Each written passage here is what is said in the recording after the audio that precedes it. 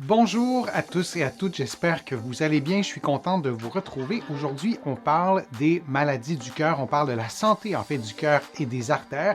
Souvenez-vous que les conseils que je vous donne aujourd'hui doivent être adaptés à votre condition et ils ne remplacent pas ceux d'un professionnel de la santé et encore moins une évaluation d'un professionnel de la santé. Vous allez trouver plusieurs des conseils que je vous donne aujourd'hui dans mon livre Va prendre l'air, tout sur le pouvoir exceptionnel de la respiration et aussi mon livre Lève-toi et marche que vous allez trouver ici partout au Canada et aussi de l'autre côté de l'Atlantique. Et je vais vous mettre le lien dans la description de la vidéo lorsqu'elle sera en rediffusion pour que vous puissiez trouver mes livres facilement. L'activité physique et un cœur en santé, des arguments musclés. Pourquoi l'activité physique est si bon pour la santé de nos vaisseaux sanguins, la santé de notre cœur? Je vais vous donner des trucs et des conseils très concrets qui feront peut-être en sorte de vous convaincre de bouger un petit peu plus.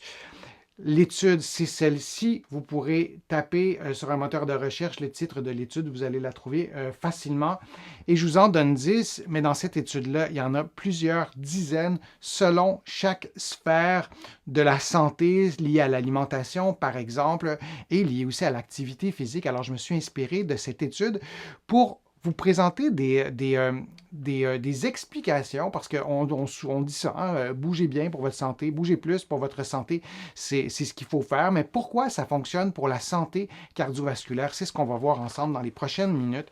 Mais lorsque vous faites de l'activité physique, ce qu'on a remarqué, c'est que le cœur fonctionne mieux. Et là, je ne vous parle pas uniquement d'une activité physique d'élite, mais vraiment de bouger, ce qu'on peut faire, nous tous, à notre propre rythme, d'atteindre des niveaux d'intensité modérés ou soutenus. Le cœur se contracte et le cœur, c'est un muscle. Alors, plus on le fait fonctionner, mieux il fonctionne. C'est comme ça qu'on peut voir ça de façon simple. Lorsqu'on fait de l'activité physique, l'inflammation de bas niveau est diminuée. Et cette inflammation de bas niveau, j'ai mis un feu de forêt, mais c'est quelque chose qui est à bas bruit et qui abîme notamment nos artères. On ne s'en rend pas compte. Et lorsque cette inflammation est là durant des décennies, on a des conséquences sur nos artères et l'activité physique et la contraction de nos muscles qui, eux, libèrent des hormones. Là aussi, je vous en ai souvent parlé sur ma chaîne. Ce sont des hormones qui sont plutôt, ou des messagers chimiques qui sont plutôt anti-inflammatoires. Alors, faire de l'activité physique régulièrement, ça évite le feu de forêt que vous voyez qui roule à bas bruit, qu'on pourrait appeler comme de l'inflammation de bas niveau. Ça permet de mieux contrôler ça. Et ça, le troisième point, c'est absolument fantastique. L'activité physique améliore la fonction endothéliale. Elle est renforcée. L'endothélium, c'est ce tissu qui couvre les parois de vos vaisseaux sanguins à travers lesquels il y a des échanges entre l'oxygène et plein d'autres éléments que vos cellules ont besoin. Et lorsque vous bougez, lorsque vous faites du sport régulièrement, c'est-à-dire une activité d'intensité soutenue ou modérée 3, 4, 5, 6 fois par semaine, 150 minutes par semaine ou plus vous en faites, mieux c'est. Ça améliore la fonction endothéliale. Vos vaisseaux sanguins fonctionnent mieux. Ça offre aussi un effet protecteur contre l'ischémie de reperfusion. C'est un élément vraiment très technique, mais je voulais le mettre dans les arguments pour vous convaincre en fait de faire plus d'activité physique. Lorsqu'on a une brûlure, lorsqu'on a une thrombose, lorsqu'on a un choc traumatique, un gros accident de voiture, lorsqu'on a une transplantation d'organes, lorsque nos vaisseaux sanguins sont mis vraiment à rude épreuve, parfois on peut avoir de l'ischémie de reperfusion et j'ai inclus dans ça la thrombose. Hein, c'est relativement fréquent, tout ce que la liste que je viens de vous donner. Donc, le fait d'avoir fait de l'activité physique régulièrement, ça vous protège contre ça et ça peut littéralement vous sauver votre vie. Alors ça, c'est un autre élément. Un cinquième, ça contribue au renouvellement des cellules du cœur. Notre cœur ne va pas se développer, s'hypertrophier comme nos biceps si on fait des activités de renforcement. Bon, c'est un muscle cardiaque, c'est un peu différent d'un muscle le muscle est lié à nos muscles qui nous font bouger, hein, le muscle squelettique. Mais le muscle cardiaque a besoin aussi de renouveler ses cellules. Sinon, si les cellules ne se renouvellent pas, qu'est-ce qu'on peut avoir comme problème? De l'insuffisance cardiaque. Alors, l'activité physique contribue à ce renouvellement des cellules du cœur. L'activité physique facilite aussi la dilatation de vos vaisseaux sanguins lorsque c'est requis. Alors, cette capacité de réduire ou d'augmenter l'espace à travers lequel le sang circule, c'est amélioré avec l'activité physique.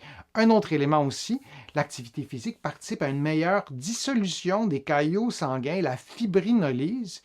Donc, on pourrait parler de nettoyer. C'est une question qui m'a déjà été posée, hein. Donc, comment on peut nettoyer nos vaisseaux sanguins? Nettoyer dans le sens de réduire ou d'éliminer les caillots. On parle de fibrinolyse. Alors, de bouger, de contracter nos muscles, de faire de l'activité physique, de bouger toute cette structure-là aussi, en parlant de la structure cardiovasculaire, ça nous aide à se libérer un peu plus facilement des caillots qui pourraient se former. Un autre élément aussi, et là on peut parler de stress, on peut parler de détente, on peut parler de sensation de bien-être. Bien, le fait de faire une activité physique régulièrement, ça améliore le fonctionnement du système nerveux autonome. Là, vous voyez plein de viscères, donc les yeux, les intestins, le cœur, les poumons, bon, etc., les organes sexuels. Le système nerveux autonome, c'est lui qui active ou qui apaise différents organes dans votre corps, comme votre cœur, et c'est lui aussi, le système nerveux autonome, qui contrôle les muscles autour de vos vaisseaux sanguins. Ce sont des muscles lisses, c'est pas comme des muscles, pas comme votre biceps qui se contracte sous votre volonté. Donc les muscles lisses sont contractés, sont sous le contrôle du système nerveux autonome, et donc ça améliore son fonctionnement. Et le système nerveux autonome a deux branches, la branche parasympathique qui vous apaise, qui vous calme, et le système nerveux sympathique qui vous excite, qui active les battements de votre cœur, qui fait en sorte que vous respirez plus vite, et l'activité physique que vous allez faire régulièrement calme l'activité du système nerveux sympathique. Donc, ça a un effet d'apaisement sur vous aussi, là, sur notre état général, mais aussi sur nos vaisseaux sanguins. Alors ça, c'est important à retenir. Il y a plusieurs effets qui sont liés au système nerveux autonome qui, eux, ces effets-là, ont des implications sur nos artères, sur nos vaisseaux sanguins. La réduction du risque de troubles du rythme cardiaque. Je ne vous en ai pas souvent parlé sur ma chaîne, mais on peut faire de l'arythmie, par exemple. Alors, il y a plusieurs problèmes du rythme cardiaque qui sont relativement fréquents. Alors, lorsqu'on fait de l'activité physique régulièrement, on réduit notre risque. Alors, ça aussi, c'est pas négligeable. Alors, on est rendu à 10. Ça fait une longue liste et je vous donne un dernier argument. Ça réduit la fréquence cardiaque au repos. Lorsqu'on se réveille le matin, devrais-je dire, et on prend notre fréquence cardiaque, on arrive à un chiffre, le nombre de battements par minute, et plus cette fréquence cardiaque elle est basse, mieux c'est pour notre santé. Plus elle est élevée, et si elle est anormalement élevée, c'est logique, hein, c'est intuitif de le penser, ben, ça cause un stress sur notre système cardiovasculaire. Et lorsque vous faites de l'activité physique régulièrement, activité physique d'intensité soutenue et modérée, votre fréquence de repos, elle est plus basse, donc vous êtes dans une meilleure position pour diminuer les stress, les tensions qui sont exercées ou qui seraient exercées sinon sur votre système cardiovasculaire. Alors, je vous ai présenté 11 bienfaits de l'activité physique sur votre système cardiovasculaire et plus précisément sur vos artères.